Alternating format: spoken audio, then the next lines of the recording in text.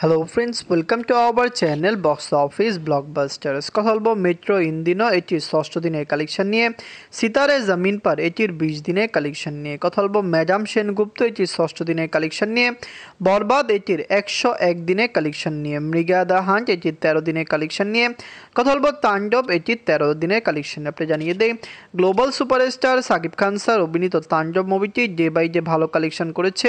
Already মুভিটি box অফিসে 33 দিন কমপ্লিট করেছে, যেখানে কিন্তু আমির খান স্যার অভিনীত সিতারে জামিন পার এটি 20 দিন কমপ্লিট করেছে এবং বক্স অফিসে দারুণ রেসপন্স ডে বাই ডে পাচ্ছে। কথা বলবো 6টি মুভির কালেকশন নিয়ে। ভিডিও ভালো লাগে তো লাইক করবেন। এখনও যদি বক্স অফিস ব্লগ বা চ্যানেলটি সাবস্ক্রাইব না করে থাকেন, সবার আগে সকল মুভির latest update plus box office collection জানার জন্য আমাদের চ্যানেলটি সাবস্ক্রাইব করে নেবেন। প্রথম হলো মেট্রো ইন্দিরনে বাজেট হলো 100 কোটি রুপি। লিডার আপনারা জানেন আদিত্য রয় কাপুর স্যার এবং অনুপম খের স্যার। এটি নিজেদের ষষ্ঠ দিন কমপ্লিট করেছে। হিন্দি মার্কেট থেকে এটি একটি বিগ বাজেটে রিলিজ হয়েছে এবং এটি একটি মাল্টি স্টার মুভি।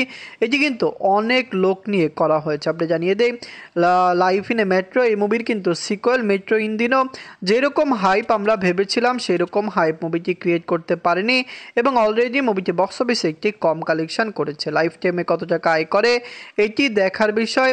নিজের ষষ্ঠ দিনে এই মুভিটি ওয়ার্ল্ড মার্কেট থেকে আয় করেছে 4 কোটি রুপি।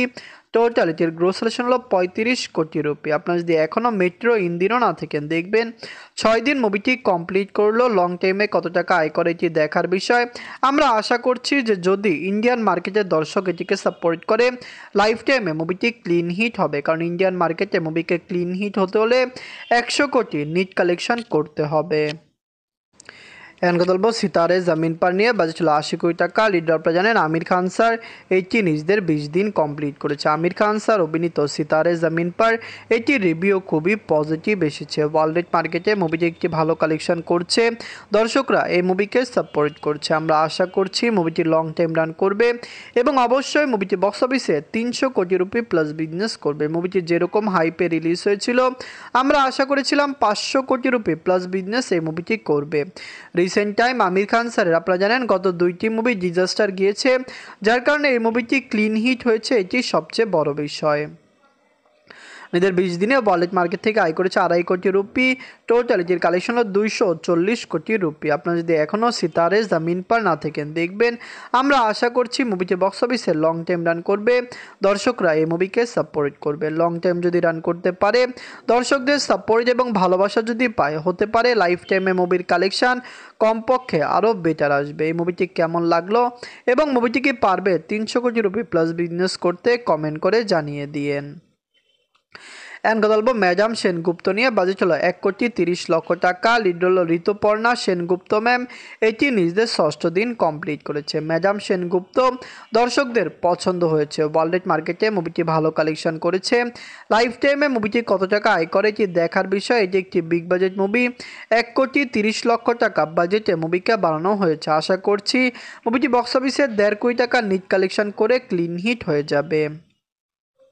নিজের ষষ্ঠ দিনে অরিজিনাল করেছে 13 লক্ষ রুপি। টোটাল এটির কালেকশন হলো 90 লক্ষ রুপি। আপনারা যদি এখনও ম্যাডাম সেনগুপ্ত না থাকেন, দেখবেন ঋতুপর্ণা সেনগুপ্ত ম্যাম অভিনীত ম্যাডাম সেনগুপ্ত মুভিটি কেমন হয়েছে, লং টাইমে কত টাকা আয় করতে পারে। আমরা আশা করছি মুভিটি বক্স অফিসে দারুণ কালেকশন করবে। লং টাইমে মুভির কালেকশন কমপক্ষে 1.5 থেকে 2 কোটি টাকা প্লাস হবে। মুভিটি কেমন লাগলো, লং টাইমে কত টাকা আয় করতে পারে, কমেন্ট করে জানিয়ে দিন। এখন কথা বলবো বরবাদ নিয়ে। বাজেট ছিল 15 কোটি টাকা। লিড হলো global superstar Shakib Khan sir. এটি নিজেদের 101 দিন কমপ্লিট করেছে। বরবাদ কিন্তু অলরেডি ব্লকবাস্টার। বাংলাদেশের দর্শক এটিকে সাপোর্ট করেছে। মুভিটি লং টাইম রান করেছে এবং ওয়ার্ল্ড মার্কেট থেকে মুভিটি একটি বেটার কালেকশন করেছে। যদি ফ্যামিলিজন সাপোর্ট করে, বরবাদের lifetime collection easily box অফিসে 95 কোটি টাকা প্লাসও হতে পারে। আপনি জানিয়ে দেই, বরবাদ কিন্তু 100 কোটি টাকা প্লাস বিজনেস করতো, কিন্তু পাইরেসির পরে মুভির কালেকশন কমে এসেছে। রিয়েল এনার্জি প্রোডাকশন হাউসের এই মুভিটি অলরেডি বাংলাদেশের ইন্ডাস্ট্রি হিট হয়েছে। আমরা আশা করছি বাংলাদেশে মুভিটি লং টাইম রান করবে এবং অবশ্যই বক্স অফিস থেকে লাইফ টাইমে মুভিটি একটি ভালো কালেকশন করবে।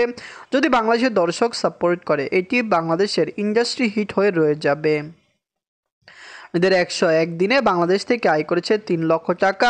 টোটাল এটির কালেকশন হলো 91 কোটি 68 লক্ষ টাকা। আপনারা যদি এখনও বরবাদ না থাকেন, দেখবেন global superstar Shakib Khan sir অভিনীত বরবাদ মুভিটি কেমন হয়েছে, লং টাইমে মুভিটি কত টাকা আয় করতে পারে?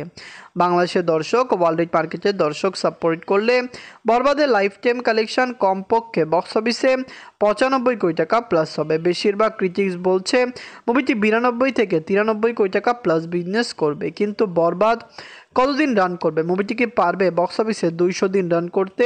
যদি বাংলাদেশে 200 দিন রান করে মুভির কালেকশন আরও বাড়বে।